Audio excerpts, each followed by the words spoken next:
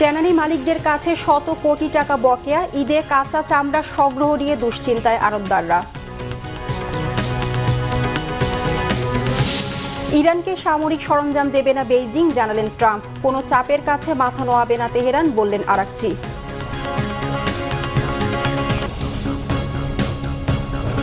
দেখছিলেন crown cement সংবাদ শিরোনাম। ট্যানারি মালিকদের কাছে শত কোটি টাকার বকেয়া থাকায় এবারের ঈদে কাঁচা চামড়া সংগ্রহ নিয়ে দুশ্চিন্তায় আড়তদাররা। সরকার দাম বেঁধে দিলেও ব্যাংক ঋণের অর্থ থোক বরাদ্দ হিসেবে ছাড় না করলে চামড়া সংগ্রহে বিপর্যয়ের শঙ্কা ট্যানারি মালিকদের। গরম আবহাওয়া ও বৃষ্টির কারণে বিপুল পরিমাণ চামড়া নষ্টের শঙ্কাও ভাবিয়ে তুলেছে ব্যবসায়ীদের। আরও জানাচ্ছেন জিয়াউল হক সবুজ। বছরে যে পরিমাণ চামড়া সংগ্রহ হয় তার প্রায় অর্ধেকের বেশি আসে ঈদুল আজহার পশু কোরবানি থেকে। মাত্র কয়েকদিনের মধ্যেই লাখ লাখ পিস চামড়া সংগ্রহ